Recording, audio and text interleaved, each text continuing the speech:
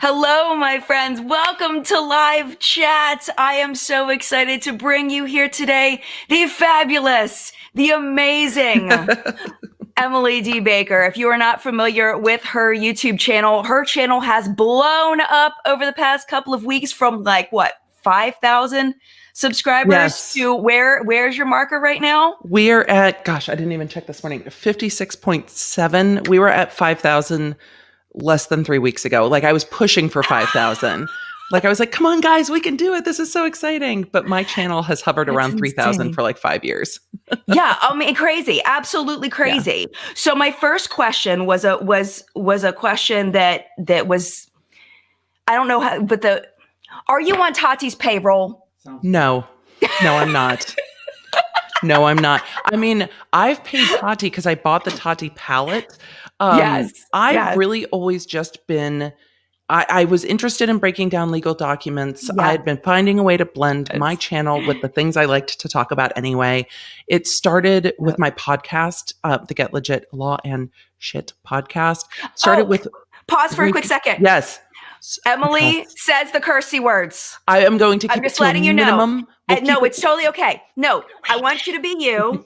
Last interview with Teresa is dead, and she has a horrible, awful garbage mouth, and that's fine. I wanted her to be her. I want you to be you. Yes. I don't want you to have to worry about anything. You just be yourself, and people can adjust. We use the cursey words.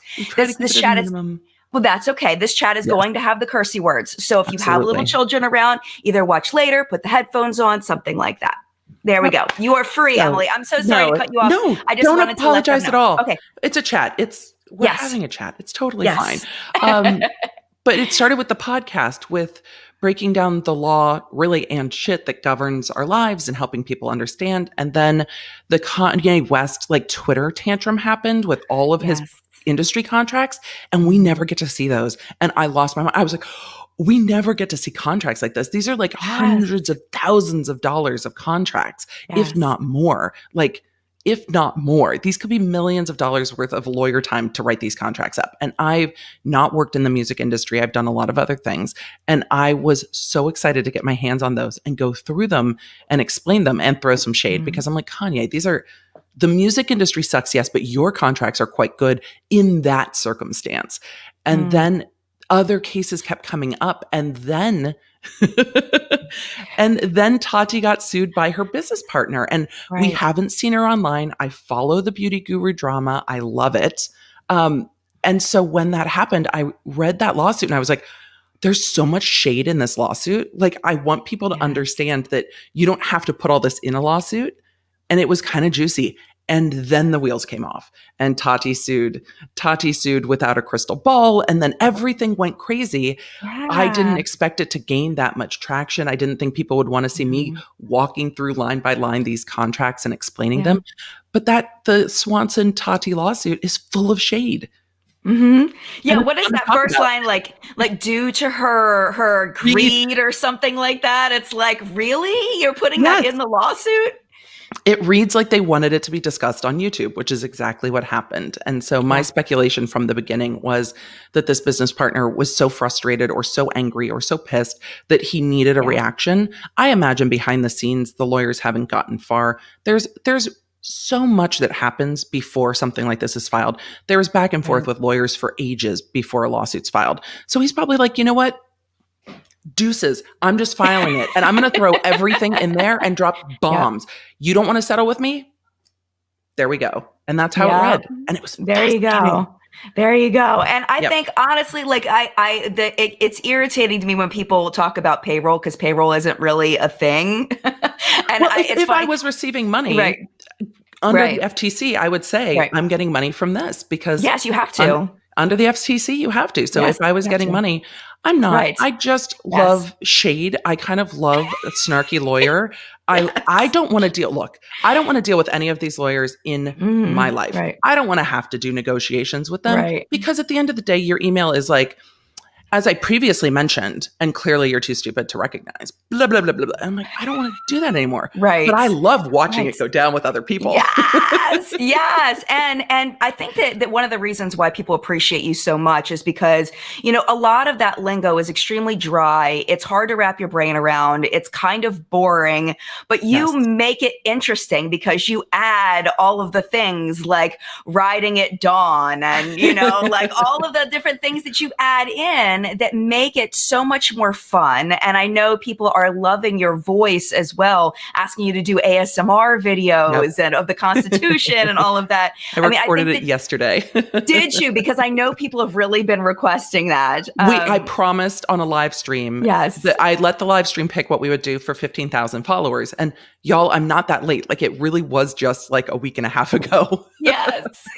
So I promised. So funny. And then when the motion, as I call it, to not delete your shit popped off, then all the social media popped off. And so it's like keeping up with that. And there's going to be more motions this week, I suspect, because there's a deadline coming up with regard to the defamation lawsuit. Oh, I haven't even talked about that. That is, y'all, we haven't even talked about, there's a deadline this week for stuff to be filed. Oh, so okay. I think we're going to see more. I imagine it will drop on Thanksgiving or the day after. So it kind of like sneaks in there. That's my guess, but we'll see. You won't let it sneak though. You're not going to let it go past you. Oh no, no, I'm dying to see what's in there. I'm like, because there were so many allegations leveraged on Twitter. So I want to see what's in this. I want to see the receipts on the other side. Yes. So you've done so many videos like Kanye West, and you'd done a bunch of videos before Tati's video. Yes. Why do you think that the video that really brought the boys to the yard, per se, was the Tati content? I think there was a lot of interest in her anyway, because she's been offline for so long. Like we haven't seen her since Breaking My Silence, right? So there still is this interest. We're also in kind of a beauty, well, not anymore, but we were kind of in a beauty guru dry spell where, you know, we're in the middle. I hope it's the middle, maybe the end of this pandemic. There hasn't been a lot going on. People aren't out. And the lawsuit itself is just shady. And so I think that gained international interest. I saw it in news media around the world. The community that watches beauty and kind of tea channels is a very large and very fun community. And I think once that lawsuit was filed, a week later, the defamation suit happened. And I think those two things together kind of blew everything up. And without a crystal ball, love or not is a polarizing figure on the internet. And there are so many videos out there of things that have been said that it's very easy to pull up the defamation suit and then pull up video clips and be like, okay, well, we've seen this go down. Like we don't normally have a lawsuit that we're a witness to the stuff that happened. All of the stuff that happened in that defamation suit's on, except for the Pathos article, it's on YouTube. So it's like it played out in front of those that were watching it. And you can still go on Twitter and find all those clips and watch it for yourself. So it's like real time. And I'm not sure if you were the one talking about this, but I found this really interesting. And I think it might have been in one of your live streams, talking about how there's kind of a code of ethics in the drama community and commentary community. And there's, you know, things you do and things you don't do. And with Katie Joy, Without a Crystal Ball, she kind of broke that code of ethics by, I personally believe, by trying to make her channel stand out in that she was going to pay for Tati's birth certificate and, you know, death records and all of this stuff. And it was going too deep. Even though anybody could technically pay for that information, it just kind of crossed a line, I think, for most drama and commentary channels. And I don't know if she realized that was crossing a line when she was doing it.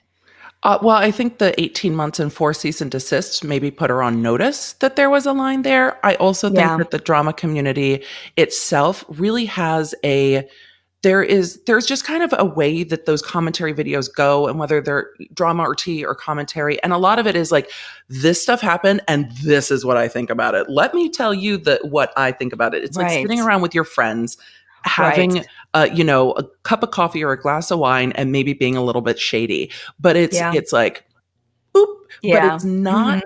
It's not investigative journalism. You might dig up old tweets and a Reddit thread, but you're not going that one step further. For those who participate in investigative journalism, there are classes, there are ethics, there are classes on law. There is quite a lot that you do before you get to the point where you're just putting stuff out in print so that you understand where those boundaries are. And there are boundaries. And the people we see that cross the boundaries the most are like the paparazzi. And you've seen a huge public backlash from, chasing Britney Spears into an ambulance to, Princess Diana to all the things. There are boundaries, and people very clearly recoil when there are boundaries, but also sometimes they still watch. So it's a push and pull of what's too far. Right. That makes sense. It makes a lot of sense. So somebody had asked about Without a Crystal Ball specifically, if you were asked to be her lawyer at this point. No. Like today. Okay. There's one more question. Go ahead. If I was asked to be her lawyer today. I had a feeling you would say no.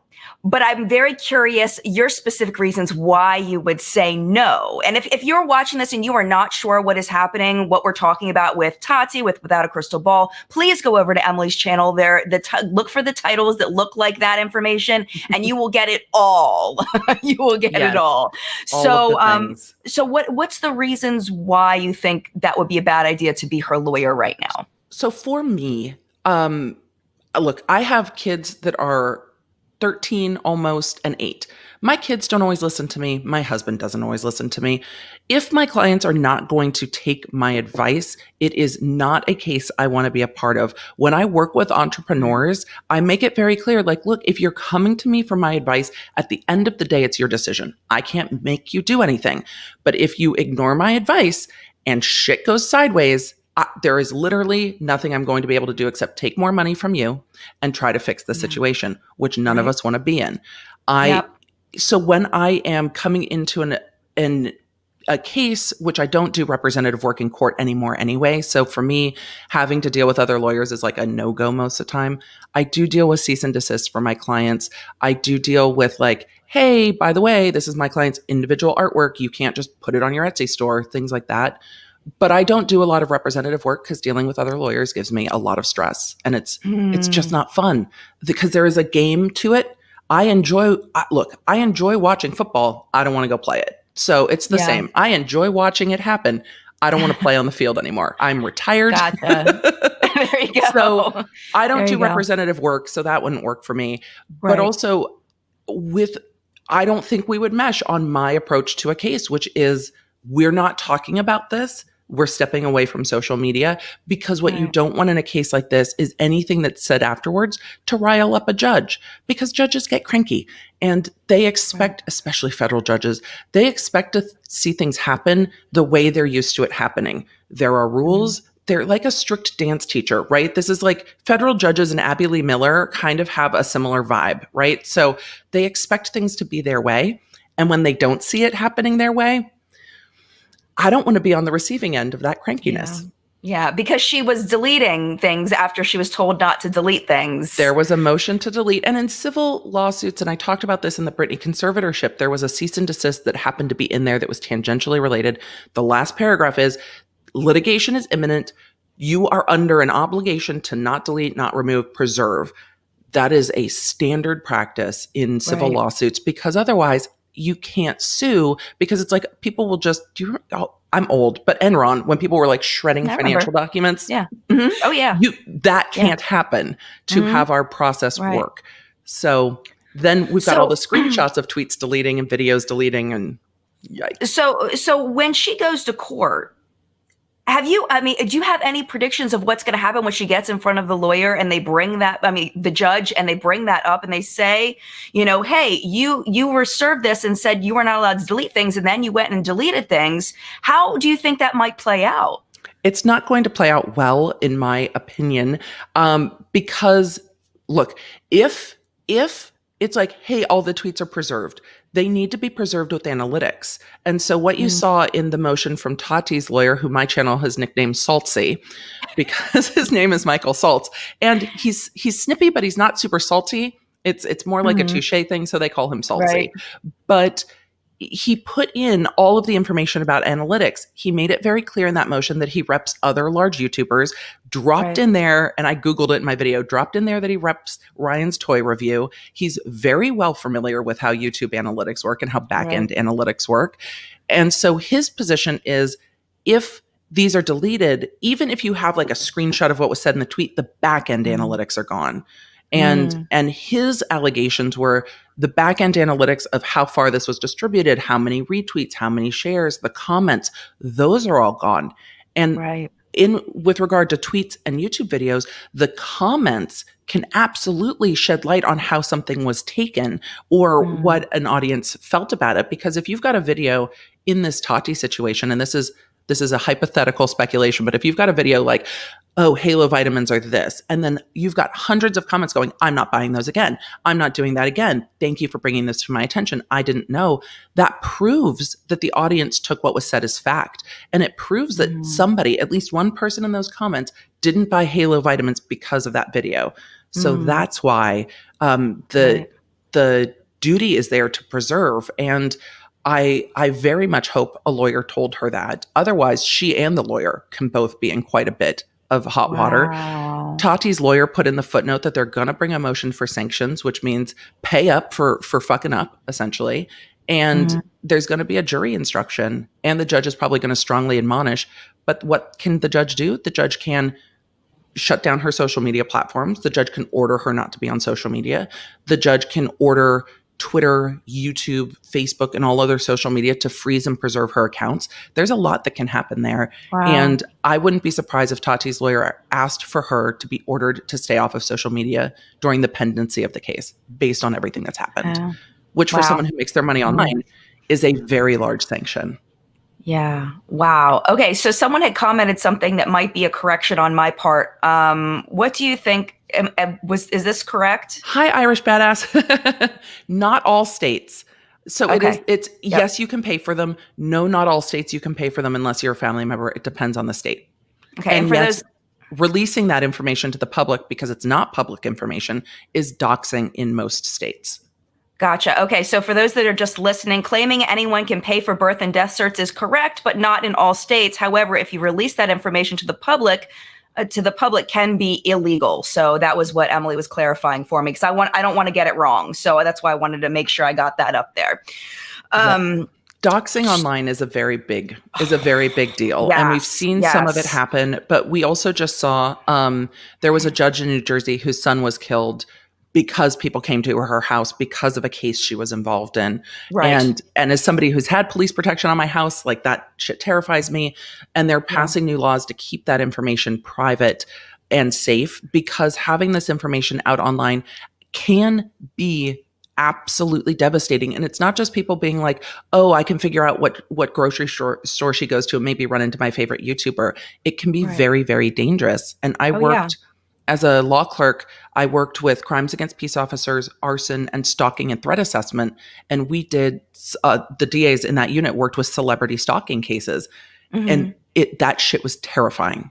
Like, people were terrorized in their own homes. And then you saw, like, back in the day with the Paris Hilton and the crew that would, like, break into the celebrities' houses while they were on traveling and post pictures, and it's very, very scary and very invasive. Right. Yeah. Oh, definitely. Definitely. And just knowing that information is out there and that some nutball could come over and find you. I mean, it's absolutely, it's terrifying, all of that. So I'm glad that you're saying that there's, things in the works to try to help with doxing, because I know that it's relatively easy to Google somebody's name and find where they live. That's one of the reasons why I kept my last name off of the internet for so long. Was because I was teaching full time. I didn't, and on my school website it said my full name, and I didn't want my students to be in danger. If I made somebody mad or somebody just didn't like my hair that day and decided to go off and find me. I mean, you never know. There's all kinds of people. And you think about John Lennon and those kinds of situations. And there's all kinds of people out there, and it is quite dangerous, with the information that's available online. Chelsea said it in the chat. It's The Bling Ring was the movie on that, and I had totally forgotten. I had friends that prosecuted the Bling Ring cases, And I had wow. totally forgotten the name. But yes, it was the bling ring that was breaking into celebrities' homes. But it was like the Kim Kardashian break-in in France. People Yeah. were watching what the celebrities were doing on social media and using what they saw on social media to decide how, like, oh, it looks like Paris Hilton is abroad or is in this other state. We know where her house is in the Hollywood Hills, so we're just going to go break into her home. It's a lot. Yeah, that's absolutely crazy. We just went whoop into like the hardcore law stuff. Yeah, that's okay. That's all right. Hey, it's a live chat. We go where it goes. We go where it goes. So let's see. Okay, so having to do with Without a Crystal Ball and what she said, and now she's got this lawsuit against her. What do commentary and drama channels need to know as far as their wording so that they don't get themselves in the same situation? Can there be drama and commentary channels that are legally, saying the right thing, doing the right thing, that would not, don't have a grounds for being sued for defamation? What do people need to know before they make a video? Absolutely. It's so easy to use Without a Crystal Ball as an example for this, because when she was reporting on court documents, anyone can report on court documents. You can read them and be like, this is what it said. This is what I understand it to mean.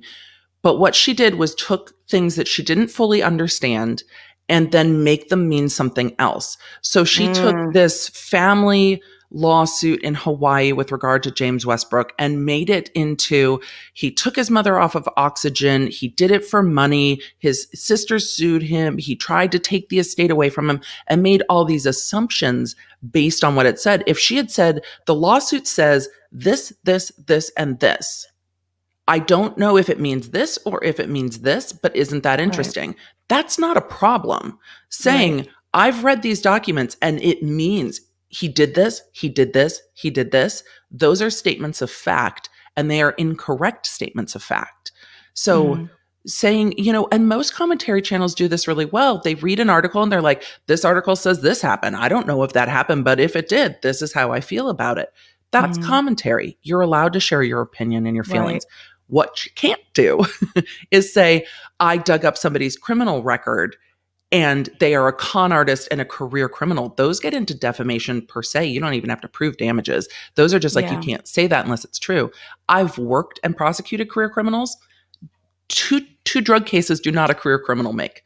2 drug cases, your average person getting pulled over for driving in LA make. It's not a huge deal, but somebody with experience in the criminal realm would understand. You would never call someone a career criminal with 2 convictions ever, because that's defamatory. And especially when it's related to their business, saying this person's this person's that. And that means, because she took it, and that means that this business is a scam, that this is snake oil, all the things. So it was taking what was said, making assumptions about it, restating those assumptions as fact, and then making conclusions about somebody's business. I mean, we even get to the point that with defamation cases, the interference in business affairs is another. They didn't bring interference in business affairs in this because it's not in every state. But a lot of states, if somebody directly goes to a competitor and is like, don't go work with so-and-so because this and this and this and this, that can also be defamation. And there was a lot of that in her videos as well. Yeah. Yeah. So if she had said, allegedly, or if she had said, this is my opinion, I think that, would that have covered her? Not if you say it's my opinion that this person is a career criminal con artist, because that's not your opinion. You can say it's your opinion, but you're still stating it as a fact. So it's my opinion that maybe I don't trust this person. Like something seems up to me. This seems odd. Like there are these convictions there. Gotcha. What does that mean? But when you leverage accusations, you can't say allegedly this person is a predator. Allegedly this person is a rapist. You can't say those things. And I know I'm trying to walk the monetization line, but there are some things you can't say. Allegedly this person is, and leverage horrible accusations. You can say this person's an asshole all day long. Like, I think this guy's a total jerk. He seems like a dick. Okay. That's your opinion. But what you can't say is, I read these court documents and this means he does this, which is why we saw Johnny Depp going to court over those allegations, because the newspaper said he was a wife beater. And he's like, no, I'm saying that I am not. That's one of those allegations where you can't. Right. Yeah. And the court was like, well, there's substantial evidence there, so we'll see. And I haven't gotten all the way into that case, but it's just you can't say things as if they are fact when they are not true. And opinion and name calling is one thing. Leveraging accusations of criminality and stuff are different. Right. Gotcha. There's some things going on in chat. Just very quickly, I do see it and I will take care of it. If you guys are, I know there's a little bit of a discussion in chat about some things that were said, but I want to try to focus on Emily right now. So if we can just know that I will take care of it and I will handle it. So let's focus on Emily and asking Emily the questions if we can. That would be amazing. Yeah. Okay. Chat, so, no fuckery in the chat. Yes, exactly. Don't make Emily bust out mom voice. Yes. Okay. So, moving on from, since we're about 25 minutes in, I know a lot of people had questions about you and YouTube and, going from being a full-time lawyer to doing YouTube seems like a big jump. Like people said to me, going from being a full-time elementary school teacher to doing beauty YouTube is a jump. Yes. So what was your motivation for wanting to do YouTube, and how did you successfully transition into it? Like I know you were saying like that you just kind of checked out of being a lawyer, you just decided you didn't want to do it anymore, and that your channel was at 5,000 subscribers for so long. So it's like really just recent. So How long ago did you stop doing the most of your law work? And it's been a transition. So I left the DA's office 3 years ago. And in that time, definitely stepped into entrepreneurship. But even before I left the DA's office, I had 2 back surgeries within 1 year, and culminating in a spinal fusion. So there was a lot. I was home a lot, and I was recovering a lot. YouTube was one of the things where I found community when stuck at home, which is why I think COVID and YouTube have gone kind of hand in hand, because it's different than any other social platform. And I really love that about it. So I started making videos on YouTube almost 5 years ago, just as a way to connect and have community, and unboxings and planners and stuff I could talk about, because at the time I could not talk about legal things. I was still an employee of the County of Los Angeles. So as I moved into entrepreneurship, creating fun videos was something I still really enjoyed. I loved YouTube and my community. I stuck mostly to tech. And as I became more confident as an entrepreneur lawyer, and more confident in the fact that my clients didn't care that I was cursing on the internet. I'm not for every business and I'm not for every person, and that's okay. The clients I work with that love me are like, yes, bitch, we ride it on, get it. The ones who don't like me are turned off by the podcast anyway and go the other direction. Yeah. So I really started dialing back into YouTube, because often I would post and it would be like 3 or 4 months in between videos, like everybody who's kind of not all in on YouTube does. And it had been coming for about a year that I, with the podcast, wanted to be on YouTube more. And during COVID, I was transitioning my business anyway, because businesses aren't starting. Businesses are having problems with closing. There's been like a whole pause in some of that entrepreneurship stuff. Right. And so I did have a little bit more time. We also moved states, and it just felt like a fresh start. I think a lot of what held me back on YouTube was that I was still living close to where I had prosecuted, and being 100% on the internet still felt uncomfortable. So moving states, I was like, oh, I've got a new setup. I don't have to drag out a tripod every time I want to film. I can easily sit down and film. And that really opened up the world for me. And then as I started doing it, I started getting more client work. I'm like, this is not the way this is supposed to go. I want to do more content, because I think law shouldn't be exclusive.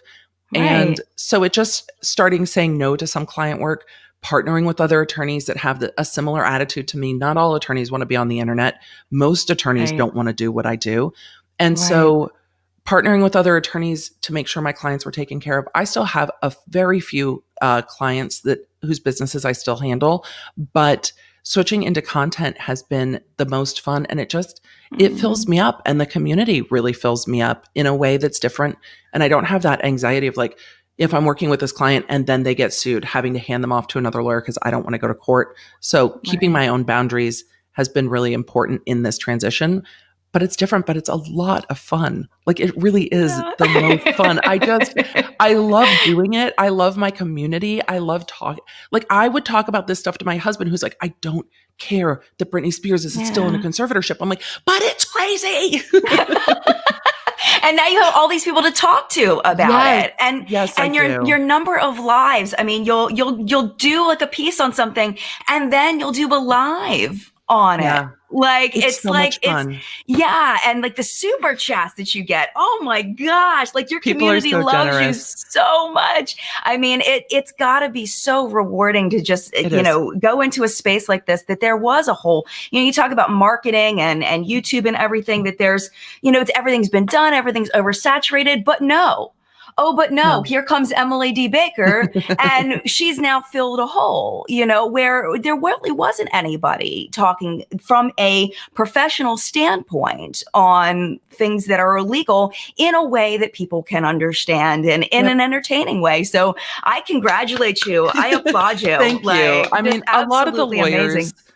No, you're absolutely right. A lot of the lawyers on YouTube, first of all, a lot of them are men, not all of them, but a lot of them are men. Mm-hmm. Most of them are not former criminal prosecutors, because most prosecutors go on to become judges and not YouTubers. Like, it's a different career trajectory.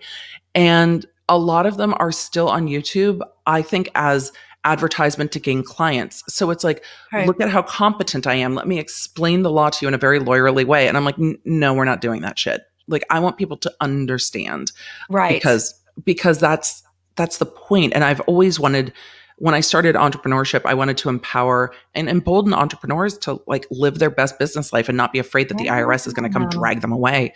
And that's really what my channel allows me to do in a broader sense. Understand what defamation is. Understand what a cease and desist is.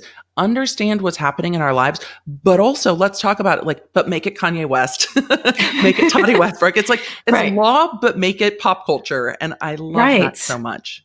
Yeah, that is so awesome. That is really awesome. And there's a really good question from Sophia. I wanted to pop this in here. Emily, do you have any tips for people with ADHD on how to study despite the learning disability? Love from an ADHD kid in a highly challenging uni program. And as someone personally with ADHD, I wasn't diagnosed until I was an adult. So I'm still learning and navigating the world of accepting that I do have ADHD and learning what that means for me. So I would love to hear your answer to that question.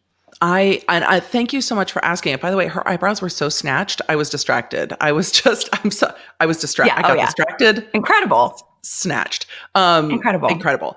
I really did just get distracted. You see it real time. I'm sorry. I'll leave it on the screen just in case. Fixate. They're so good. Now I got diagnosed in high school and went through college with that kind of weight, and have taken a lot of time to figure out what works best for me. I wear my noise canceling headphones like they're sitting on my desk. I wear noise canceling headphones for every single thing that I do, because I get distracted by noises. And so when people are like, I want to study at a Starbucks, I'm like, oh my God, that's my worst nightmare. Like, that background noise. But for some, that white noise helps. For me, I listen to VSQ, which is a group that does instrumental and classical versions of pop music. So it's like Lady Gaga, but classical, and it doesn't have lyrics. And so I put that on in the background. I put my headphones on.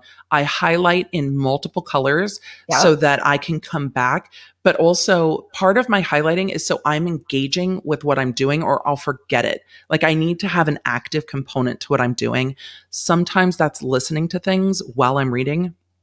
So if I can listen to an audiobook of something I'm reading, I will choose the audio, because that is how I remember better. I can remember song lyrics. I can't remember something I read. So I know that audio is more helpful for me. Sometimes I will read things out loud to myself so I will remember them. My kids do that too, because if I hear it, I remember differently. And so I really just have found little things to help. And I pay very close attention to what makes me distracted. When I was in university, I had a notebook next to where I was studying, and everything that popped in my head, I just wrote down. So all of those like, oh, I need to pay the bill. Oh, I should get this at Target. Oh, I should go on Amazon.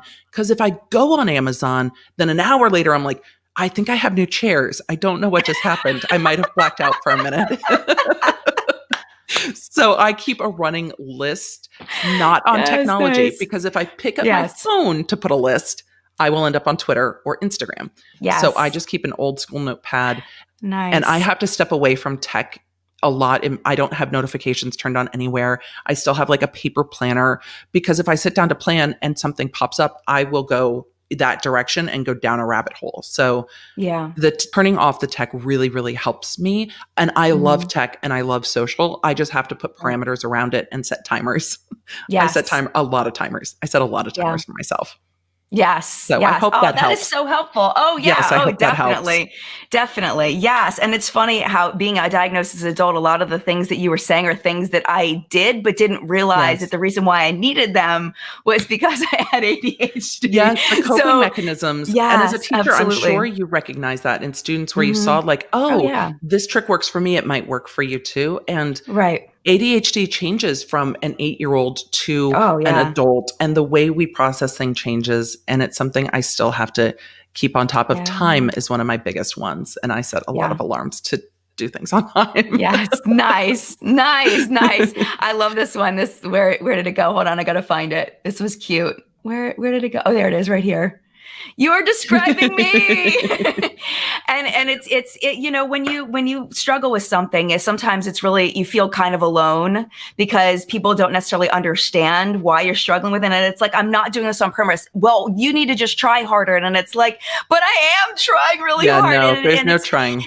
It's so nice to when you have someone say something that's like you, no matter what it is, it's kind of, you can bring that into yourself and know that you're not alone. And I love that. So thank you for sharing all of your tips. Oh, absolutely. And I like sharing my journey too. I didn't think that I would end up going to law school. I honestly didn't think I had the capacity, because I am ADHD and dyslexic and amongst other quirks. And I call them quirks because my brain learns things differently. It doesn't mean it doesn't learn. And I don't love that it becomes the learning disability. I don't think it's a disability. Is it differently abled? Yes, because I've seen ADHD kids hyper-focus for 15 hours on things and like bang out projects like you will never believe. So there are quirks, and it's just a different way to do things. But I got over being embarrassed also because I'm in my 40s. I'm just over being embarrassed by it. And so sharing it, I'm hoping when people find my channel, no matter what age they are, they're like, oh, there's a lot of us that think differently, have a different process, learn differently. And you can do anything that you want to do. You just have to make it work for you where you're at. Yep. Exactly. I love that so much. And as a former special educator, I like hearing, say that it's just differently abled. And that's kind of the way that I feel about it. And there's so much new information coming out about it that I wish I had known when I was teaching kids, 5 years ago. I wish I'd known. So, but now the information is there, and it's awesome for everybody. It is. And we're continuing to learn. Yep. We've had a lot with that. My youngest is on an IEP, and his special ed teachers are just the most wonderful humans and have done so much for his confidence, because that really, in young elementary, confidence with these things is a big deal. Yes. Oh my gosh. Yeah, absolutely. Yeah. Absolutely. Because it can cause more problems. Yep. Absolutely. Yes. Oh my gosh. A couple more things about the lawyer aspect of when you were doing your law work. I really love this. Someone wanted to know your best mic drop moment in court. Are you willing to share that? I mean, or can you? Yeah. Absolutely. So everything I talk about when I tell my DA stories, and I was going on live chat last night, I'm like, I feel like sometimes I'm like, this one time at band camp and this one time at band camp. And I remember being a young DA, and these older DAs would be like, oh, in this one case, and we'd all be like, oh my God. And now I'm that person. But I had a fraud case, and this defendant ended up handwriting appeals from court because he fired his attorney. He hated me because he hated the booking photo that I used in my closing argument. He thought I was rude. He didn't like the sound of my voice or my face or my outfits. He had particular issue with my shoes because they were ugly, the whole 9 yards, all of these in his appeals to the court. But in court, when I was cross-examining him, and I loved fraud defendants, especially male fraud defendants, this is a generalization, tended to run misogynistic, narcissistic. So it was very fun as a female DA to be like, oh, and what about this? And they underestimate you. And so I was cross-examining him on this fraud embezzlement scheme that he had a co-defendant on. And I said, well, so-and-so did this. And so the co-defendant did this and this and this. And he looks at me and he goes, no, he didn't. That motherfucker's not smart enough to do anything. I did it. And I was like, I'm done. Okay, I'm going to go sit down. I'm done. Thanks so much. Okay. Don't say anything else. Bye-bye. We're going to go sit. I'm going to sit on my hands. I'm not going to ask you another question. And I'm just going to let that hang in the air. Sit down, Emily. So in my brain, I'm like, go sit down, go sit down, go sit down. And I'm like, okay, that just happened. And then you just kind of look at the jury. Like for me, he said it and I just kind of looked at the jury and I was like, do y'all hear that? Like, do you hear what he just said? We heard that, right? And I'm not going to let him explain it. I'm going to go sit back down. At the end of that trial, I finished my closing argument. And I remember that trial so well because it was right before I bought my very first iPhone, which is still sitting back there. And I was like, I had been waiting to buy an iPhone. They had come out. There were lines. I wanted one so badly. And I looked at my husband. I'm like, if I win these 2 trials back to back, forget it. I'm buying an iPhone. I was all about trial purchases. Like the amount of Vuitton I have because I was like, I won this murder case. Here's my murder purse. There's a number of them. But I was going to get an iPhone. So when I finished that case, I finished my closing argument and the jurors started clapping because I was like, and then this, and then this, and then this, and then this. You're right. And I was like, and the people rest. And they were like, I've never seen it.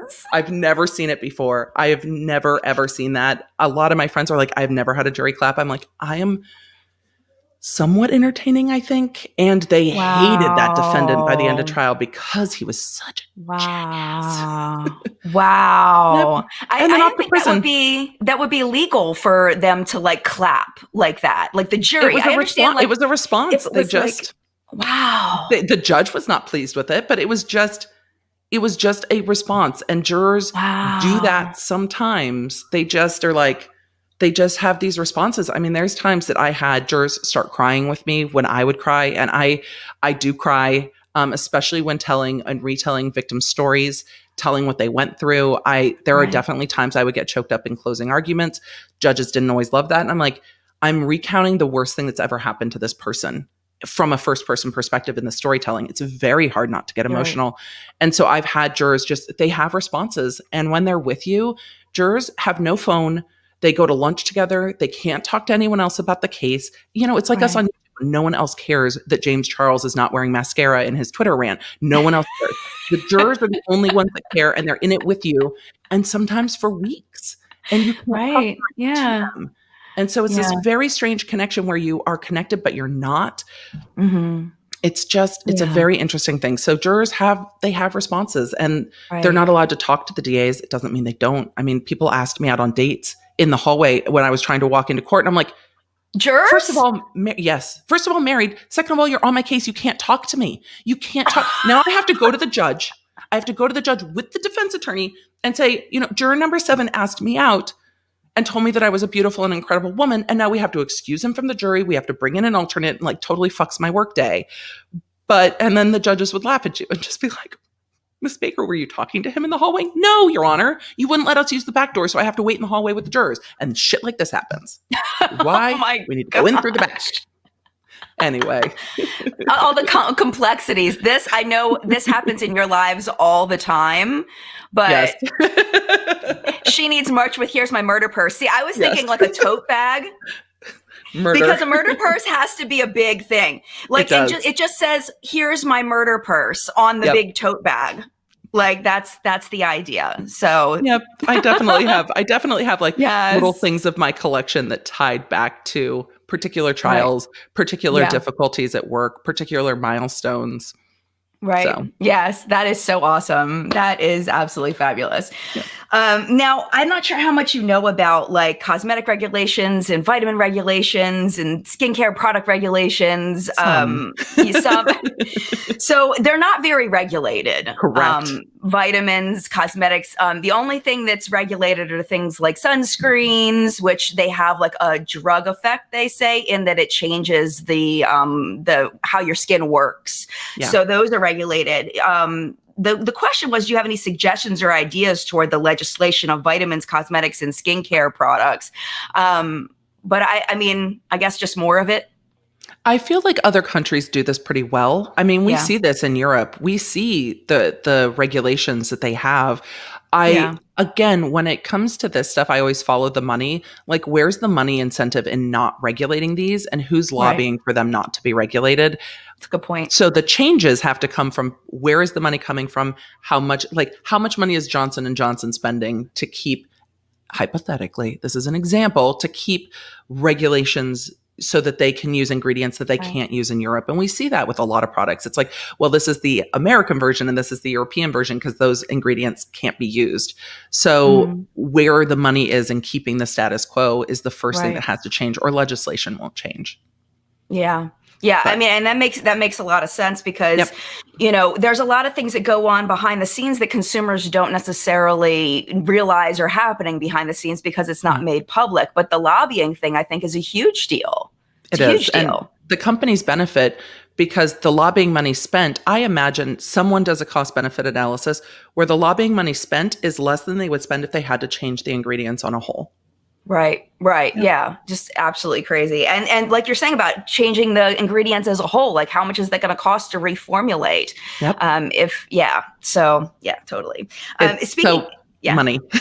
Money. It's all money based, And another thing that I like to bring up a lot too is that the investors, you know, that they're getting these, you know, the CEOs and things like that, they get benefits if they keep their costs down and their profits high. So that's the priority because that's what, you know, is made the priority because they, you know, they benefit financially from low cost, high profit. And that doesn't always, it rarely will benefit the consumer.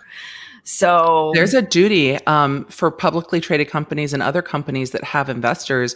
The company owes them a duty for it to be profitable. They don't owe us as the consumer a duty outside of the legal, like, hey, you can't make products that harm people. But it doesn't mean you have to make products that are effective the way you say they are. I mean, there's a lot of truth in advertising rules, but the duty the company owes is to their investors to be profitable. So understanding that that's where the law sets up how this goes down is that the duty is to the investors, not to the consumers.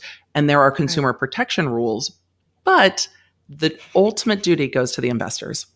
Right, exactly. Well, like I'm looking here with Janice, our beauty products regulated in Europe. They're better regulated than they are here. And I think it's because the lawmakers there have made it a priority to protect the consumers, where in the US, I don't believe as much. It doesn't seem to be as much. I also think when you get into countries like the UK and even Canada, what you see is you've got a different medical system. So keeping products pure, keeping food pure, and keeping people well becomes more of a priority versus our medical system that really makes its money off of treating illness versus promoting wellness.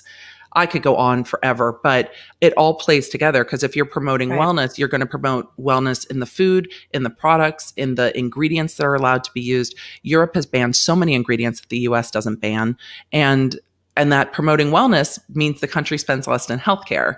But here, our country doesn't spend anything in healthcare truly, and the money in healthcare is made in treating illness, not promoting wellness.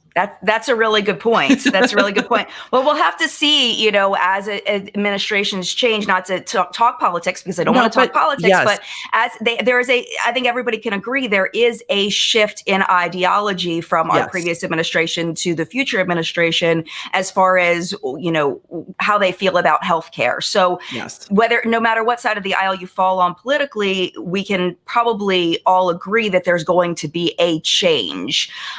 So we'll have have to see how all of that plays out and whether maybe we will get closer in the US to the way that Europe regulates things like cosmetics and things like that. But, we got a big fish to fry with a pandemic right now. So I have a feeling they're going to be focusing on that first before they focus on whether, the mascara is full of toxic chemicals. They don't care right now. The pandemic is probably going to be top priority. Which is what I love about indie brands. I think us as consumers have a lot of sway because at the end of the day, brands will follow the money. And we saw this with okay, now we've got organic Cheetos in the grocery store, which I just about fell over. It's like, oh, so it's organic corn in the Cheetos? Are you kidding? There's a push. And if consumers push for more natural products, more vegan products, things like that, if indie brands will provide it. So if people start buying it, the bigger brands will follow because they will follow our money. Well, it's like cruelty-free, that CoverGirl went cruelty-free. Yep. Because they saw because the indie brands were taking all of their money and they're like, oh, these indie brands are cruelty free. And now there's all these other options of good things at the same price point. And, we're not getting that money. So let's go cruelty free. So I think, absolutely. And it's also, I know this is a whole nother topic, but, finding out what truly is bad for us in skincare versus what's fear mongering. I think that that's going to be a thing too. I had a little piece in WhatsApp and Makeup this morning about Pure Lease, and they put up a meme thing of one of the genders, I don't know which one, in a pool of water going like this. And then it said, say no to ickiness in your skincare or something like that. And it was mineral oil and things that are actually good for your skin. And I was like, it was all fear mongering. So hopefully and there is that.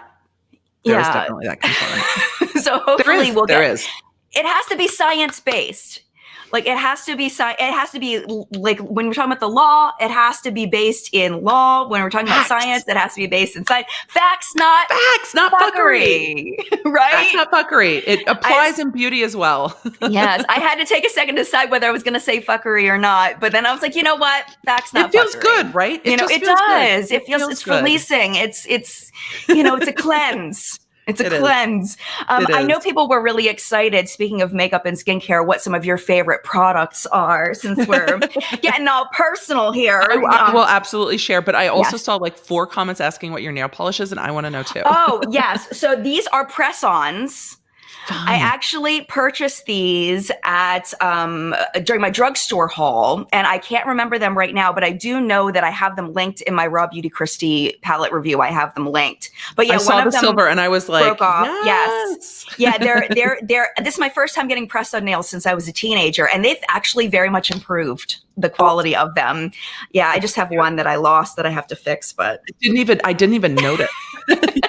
you were talking, didn't even see the thumbs.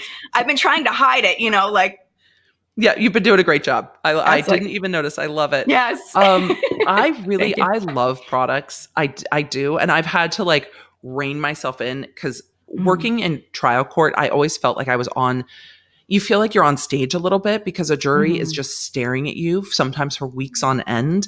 And I would be distracted. If I had breakouts and stuff going on, which happens for sure, I would be distracted. So skincare became a first priority. And I do mix brands of skincare. So I use things. I know people don't always love MLMs. I like Arbonne products. I use Arbonne products because I like them. I mix in the SK2, the Essence water. Oh, that's fancy. They sell it at Costco. That is the only yes. No. You can get it at Costco online. Yes. Oh. Yes.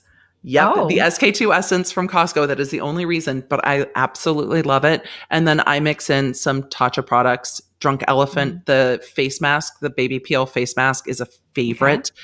Okay. And I will try quite a lot of different things just for fun, but my kind of ride or dies are a combination of Arbonne, that SK2 Essence, and Tatcha.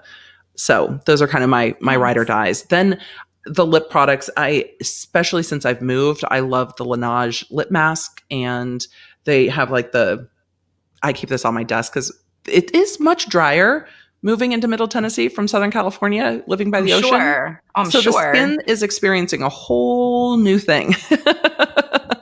But I love Laneige products for their lip stuff and things like that. So those are some of my top favorites. I use For like eye products, I mostly stick with Laura Mercier eyeliners because they stay on and they don't bother my eyes and they don't sink into like 40 plus year old skin. And then for lips, I like most of the Charlotte Tilbury stuff. But I kind of stick to a basic lip gloss because I talk so much. Love it so much. And okay, this is a great question from Katie. Who is Emily's favorite TV lawyer? Favorite TV lawyer? So back in the day once I went to law school, it was hard for me to watch lawyer stuff. Just like when I was like lifeguarding, it was hard for me to watch like, I don't know, Baywatch stuff. I was like, that's not how that goes. But prior to that, I was a big Ally McBeal fan. And I think there was a lot of us that joined the DA's office that wore very ill-advised spiky heels. But because we were very influenced by Ally McBeal back in the day. But my favorite fictional lawyer of all times is Elle Woods. Nice. Not TV, but that's my favorite fictional lawyer. Nice. Well, I don't know if she counts as a fictional lawyer, but I was a big Judge Judy fan. I like Judge Judy. I don't know if she counts. I not fictional. She's a lawyer. Yeah, but I don't know how much like I don't know if the court cases was that stuff real? Like, were those real court cases? The cases were real. The decisions were not, and so the people who participated generally got their remedy through being on the TV show. But the cases were real. The controversies were real. But it's like, my neighbor needs to pay me this. The TV show would settle those disputes, and then people would come on and play the dispute out. I think for a lot of people, when they get into disputes similar to those types of disputes, they just want somebody to say, you're right. It's not even about money. They just want somebody to say, you're right. So they can be like, I'm right.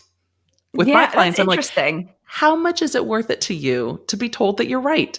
Do you want to spend $700,000 or more in litigation to hear somebody say you're right? Is it worth it? Because I'll tell you you're right. But how much do you want to spend for somebody else to say it so that the other side knows it too? Because they're probably going to think that the judge is wrong either way. Yeah. Wow. That's a good point. And I don't know anything about like how much legal stuff costs. Like I haven't ever been there. So like what's the range of this stuff? This Tati Westbrook lawsuit, the business partner suit could easily be a $2-3-4 million lawsuit on legal fees alone, looking at the firms involved and looking at how much wrangling's involved. But so the defamation suit could easily cost upwards of $400,000-$500,000, depending on how much pre-work motions have to go into that. We're talking hundreds of thousands of dollars in legal fees. Is that per person or is that for the whole thing? Per person? Holy. Now, of course, there are lawyers range in prices just like skincare does. You can pick legal teams that don't cost as much, but the amount of work that goes into it, because I'm going to use the defamation suit because we're all fascinated by example. For 18 months, Tati has had lawyers watching what Without a Crystal Ball does. We know that. Without a Crystal Ball told us that. The filing in the defamation suit told us that. They identified over 40 videos, which means they probably watched all of them. Lawyers to watch videos like that charge anywhere from $200 to $500 an hour, if not more. Normally, the lower level lawyers are the ones who are having to watch it, or even law clerks. And the client is still being billed for the time to watch all of the things go down, because all of those are defamatory statements. Somebody needs to observe them, note them, write down what happened. It's like in Clueless when it's like sitting around highlighting the one phone call from depositions. Somebody is either transcribing those or pausing them and putting at this minute mark, this is said. At this minute mark, this is said. For 18 months. That right there is at least $100,000, if not more, of legal work before we even file the thing. Once we file the thing, she kept popping off all the things. The motion to not delete your shit probably cost, at least $20,000 or $30,000 to put together. I'm guessing because of all of the work that would go into watching it, creating it, filing it. And so...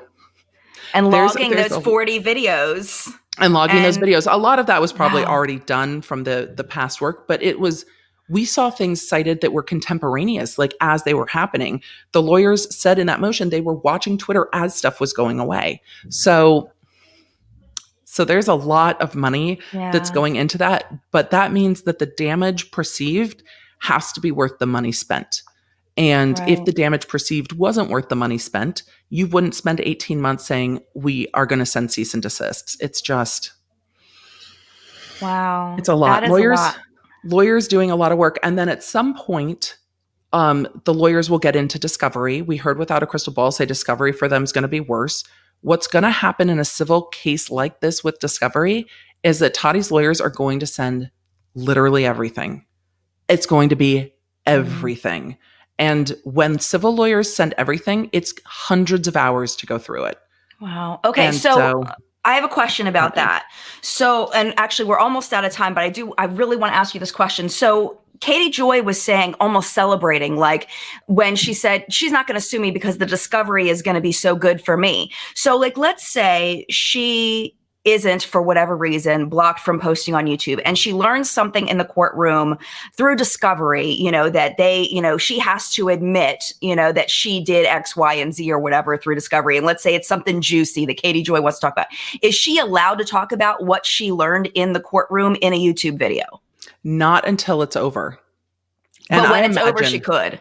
If there's not a gag order, I imagine that a judge will put a gag order on this case at some point because of what's happening and because it can be damaging. So we'll see. But the discovery process, she's like, it's going to be great. The discovery is going to be great. I'm like, but discovery isn't just like, did you do this? Discovery is what's this based on? But Katie Joy's basing her statements on court documents that she already has. So did these court documents not say this? Well, you have the court documents already. So, there's not a ton there. It will be very interesting to see.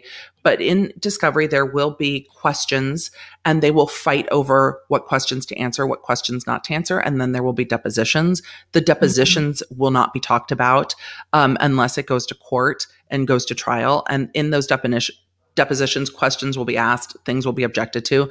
This is going to be a lot of work. And this is going to be a lot of money for both sides. And in civil cases like that, at the end of the day, the side with the most money has an advantage just because there's less pressure and stress on them to keep it cost effective. Gotcha. Wow. Yeah. Well, I have learned so much in this hour. I have loved this so much. Thank you so much for coming on. And I want to tell you, I want to admit something before we go, in that your background inspired my background. So I love your lights. The lights were inspired by you, and I wanted to officially give you credit for that. Thank you. Publicly, I love your and lights. say that your lights are beautiful. And I was watching your videos, and my husband saw it, and he was thinking about getting some lights for some things he was working on, and he just set them up, and he didn't even tell me. Like, he was like, hey, and then I was like, somehow it came out that he was inspired by watching you over my shoulder. Oh, so I wanted to officially give you credit for my lighting change, and I've gotten so many compliments on it. So they're beautiful, and you've got. I've got Alex drawers down here, and the Alex drawers I bought from my desk were inspired by the beauty space on YouTube. Because there you go. Like, look, these Alex drawers and the shelves. Somebody asked me in a comment yesterday, like, hey, why does everybody have these white shelves? And I'm like, because they're easy to use. They're easy to put lights behind. They fit in all different kinds of space. I love that. I love seeing your lights. They're so beautiful. I did notice the change, and I was like, I love the lights. Yeah. Well, it was thanks to you. So thank you so much, Emily, for coming on. And thank you to everybody that's been here live and chatting. And I appreciate you so much. And make sure you go subscribe to Emily's channel if you enjoyed it. Go subscribe to the Get Legit and Shit podcast. Did I get it right? Get Legit, Law and Shit. Don't worry. It's going through a bit of a name change because the name is a bit of a mouthful. So season 3 is coming in January, and there will be some changes. But yes, Get Legit, Law and Shit, and there's video versions on my YouTube channel. Nice. And I will make sure I have all of the appropriate links for anything you want me to link down in the description. So if you want to follow Emily anywhere, I will link all of her info down below. Thank you again for being here, and mad love to you. Jen. Thank you. You're welcome. And I will see you in a video we'll both see you in videos very, very soon. Absolutely. Maybe even Thanksgiving when things drop. There's going to be videos this week for sure. And I saw the comments. Your chat figured me out when they said this was gamer lighting. My lighting was inspired by the gaming sector of YouTube. Well, there you go. It's just YouTube love. Nice. It's YouTube love. It's all YouTube love. YouTube love. All right. Y'all have a good weekend. I'll talk to you soon. All right. Bye.